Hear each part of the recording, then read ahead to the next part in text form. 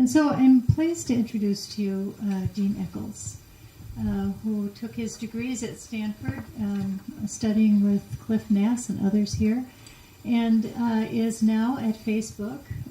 He studies social influence using computational methods, and is going to talk about peer effects and feedback in online networks. Dean. Yeah, thanks, Martha. Probably as the case with many of these talks, I'm going to cover a lot of material in a short time, but hopefully it'll be kind of provocative and interesting. So a lot of what I care about are functions like this, where we have some number of somebody's peers, broadly considered, who choose to engage in some behavior, and then as a function of that, somebody decides whether or not to engage in maybe that same behavior. So if your peers are quitting smoking, are you quitting smoking? If your peers start playing a particular game on their phone, do you start playing that game also? So this is a causal and individual level function that we're interested in, this exposure adoption function.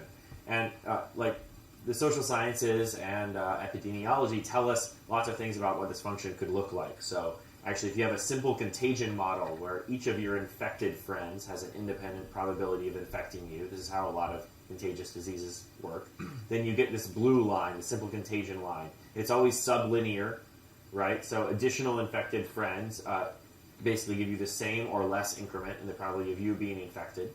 That's very different than what we might get, what the economists and game theorists would tell us we could have happen, which is that we have something much more like a step function, where there's some payoff that I get from adopting, say, a technology like fax machines, and that once my payoff is positive, then I will adopt the technology almost certainly.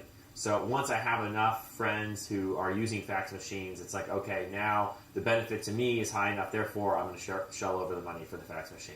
All right, so these are two very different models of how things can spread in networks, how people can affect each other.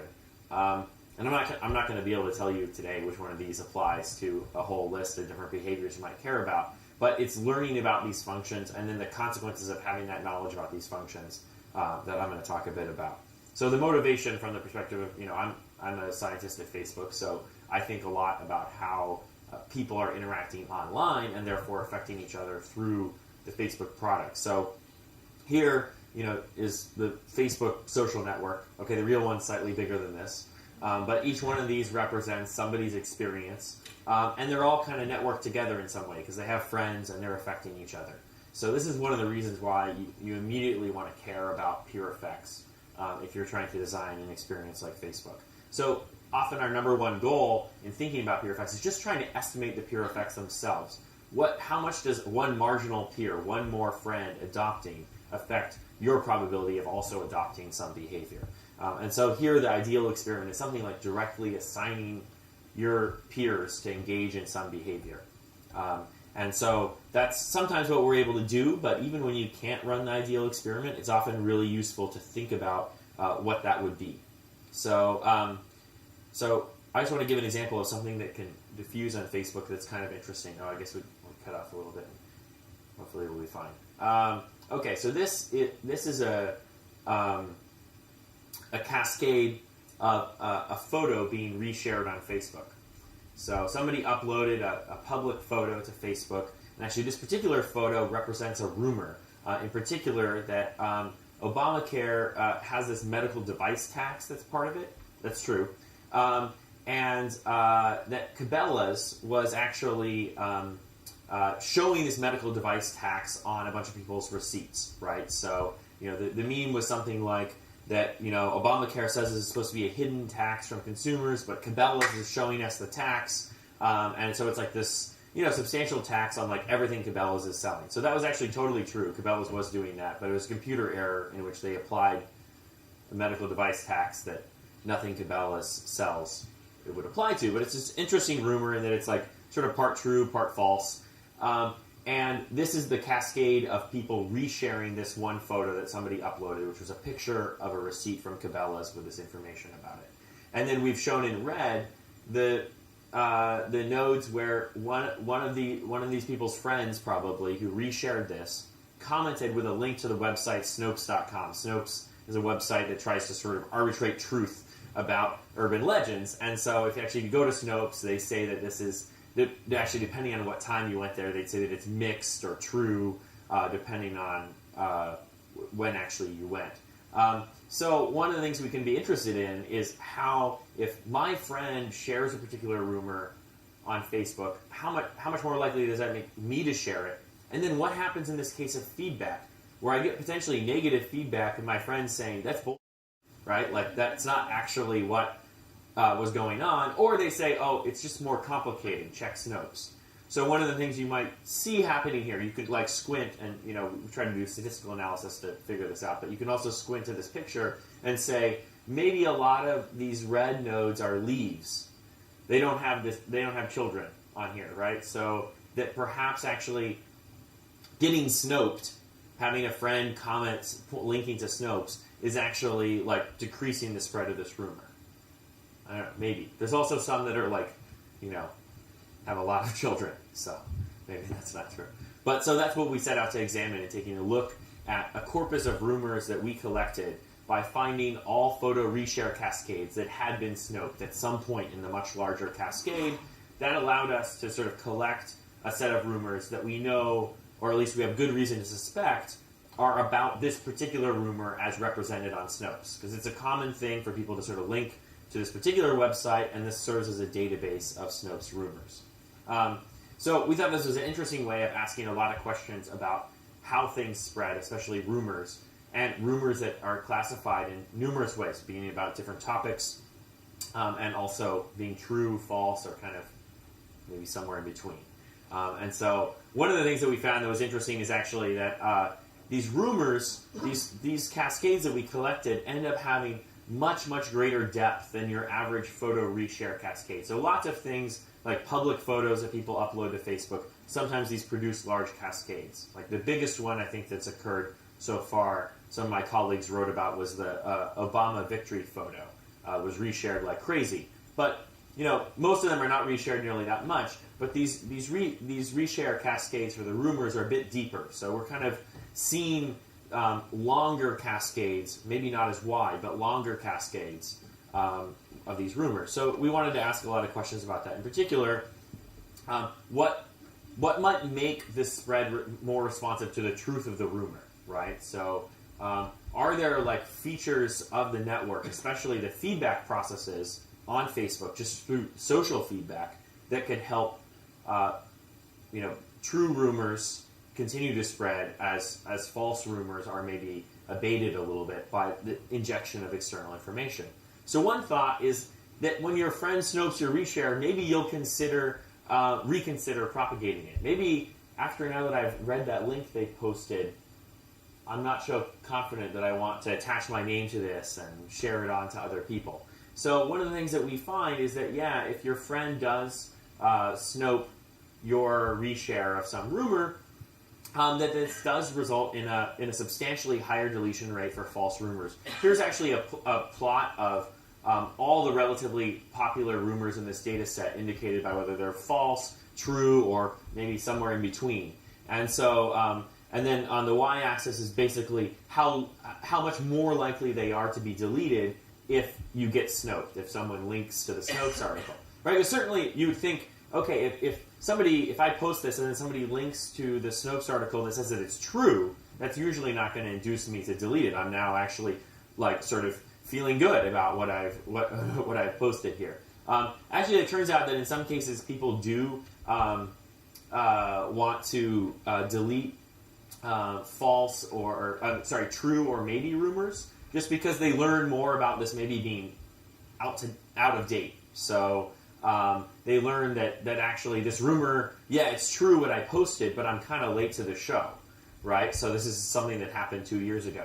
But by and large, this external injection of external information by peers does kind of stem this spread of these false rumors. So here I've just highlighted 3 rumors that sort of stand out in being really affected by people saying that, hey, here's the link to this rumor on Snopes. That Cabela's medical device tax one I highlight.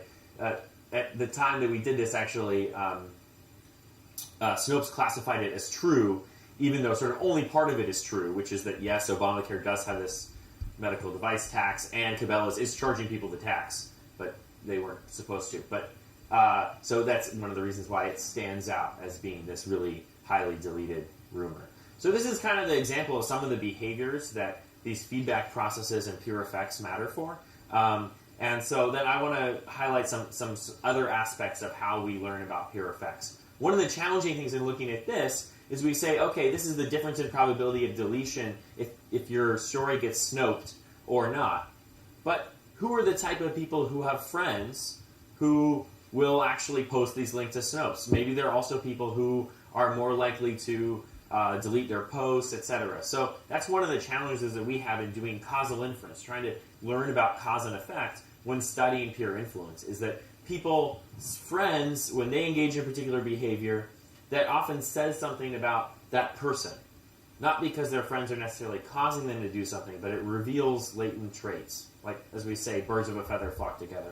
So a lot of times we try to do experiments to learn about this. So, one thing that Facebook has is social advertising. This is sort of a broader trend.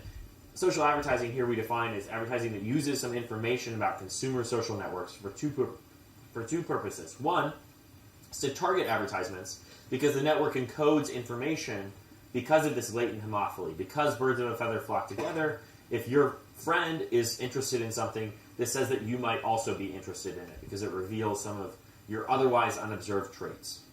But also because social advertisements can include personalized social cues. That is, the ad can explicitly state that your friend has affiliated themselves with some brand or expressed an affiliation with a brand in a particular way, and that can be persuasive. So we try to distinguish those two things by running an experiment. So here's an experiment that we did. I think earlier Byron Reeves talked a little bit about, don't worry about getting so many users. We ended up with a bunch of users anyway in this experiment. But so here are the two treatments. This is an old ad unit. This is not an ad unit on Facebook anymore, but it's actually sort of the lightest touch social ad you could have.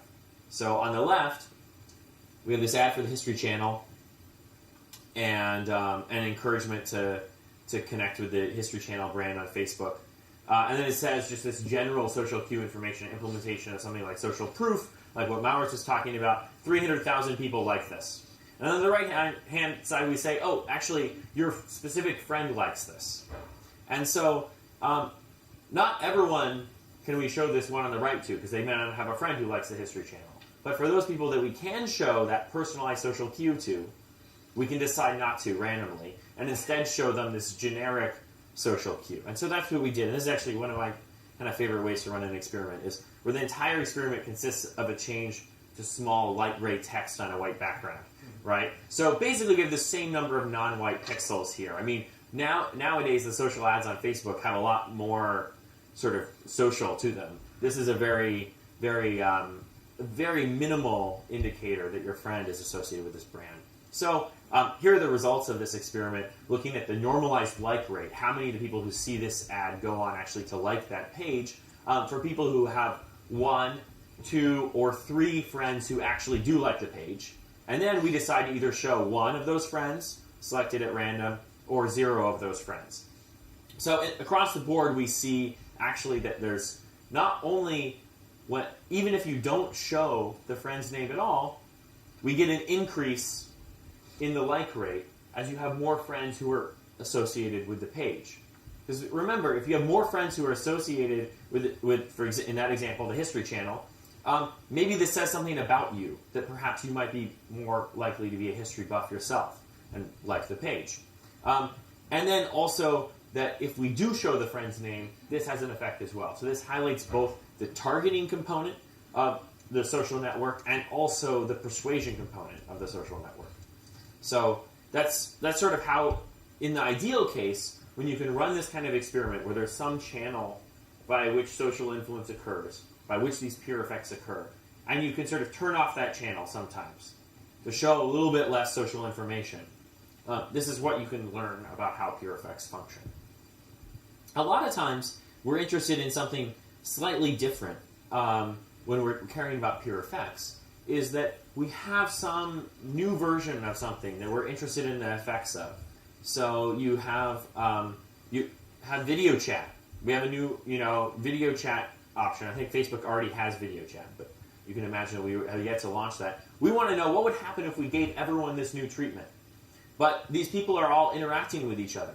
So the normal approach of just sort of putting a coin on everyone and flipping it, and we get an A/B test, seems somehow not so helpful. I mean, this guy has video chat, but none of his friends have video chat. So who's he chatting with, right? So if we're trying to learn about what happens when you and all your friends and all their friends have video chat, this isn't really sufficient. So the ideal experiment would be if we just had completely disconnected components of the network. We could assign them to treatment and control. But the Facebook network is a little bit more like a giant hairball than that. So there are some points of division, but often at the country level at a very large scale. So how do we cope with that? So I'm not going to go into the details of how we do that. We have a paper on the archive. It's a manuscript on these methods you can check out. But basically, the idea is to think about what if we try to cut through this network in some way to create more people who are surrounded by people who are having the same experience as them, and anticipate what would happen under this situation of everyone being in treatment versus everyone being in control. Now, I'll say you probably don't want just one cut, because say you're working with the United States and you say, okay, we're gonna cut the United States in half. Well, okay, if your graph cutting algorithm works correctly, you'll cut it down the Mississippi, and the East Coast will be in treatment and the West Coast will be in control, or the other way around, and somehow that maybe you don't have a large enough effective sample size. You've only really randomized 2 pieces, so you want a lot more clusters than that. So we do a lot of graph cutting. You have to kind of figure out. Basically, the idea is to partition the network into pieces and then randomly assign the pieces themselves to treatment and control. So we have to figure out then how we do go about cutting this giant hairball, right? I mean, it's basically this is a global network that you have to slice up into lots of these little pieces to randomize. And so this involves using a lot of scalable, parallelizable graph partitioning methods that I won't discuss a lot, but and also, I'm going to skip through some of this. But an example of how we can use this is, so this is a portion of the Facebook homepage that says, what's on your mind in the box where you post your status update.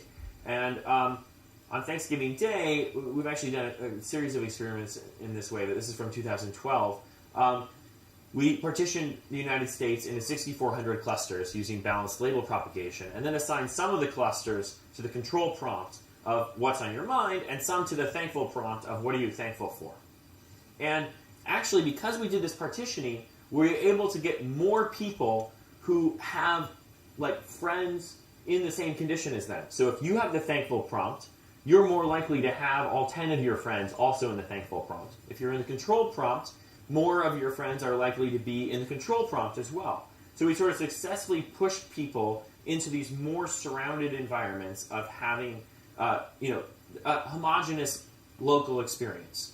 And then this allows us to have more data for estimating what would happen under this extreme case of everyone having the thankful prompt versus everyone having the control prompt. So here we're looking at the probability of an individual posting a thankful status update on Thanksgiving 2012 as a function of whether they themselves have the thankful prompt or the control prompt, the thankful prompt and the control prompt, and how many of their friends also have the thankful prompt. And so, we might want to contrast these sort of extreme conditions. And by doing this graph cluster randomization, we've moved more people into these extreme conditions. So that's kind of all I wanted to present. But the general idea is that I think peer effects are probably the most central idea to the social sciences. They're what make the social sciences social. And they're really hard to learn about. And we try to do that through a lot of different methods, from the kind of observational analysis that I talked about with the SNOPEs, to running these sort of simple, minute experiments where you change a single channel by which peer effects occur, to trying to do this sort of graph cluster randomization so people are almost in alternate universes where they and their local network are having the same kind of experience. So, thanks.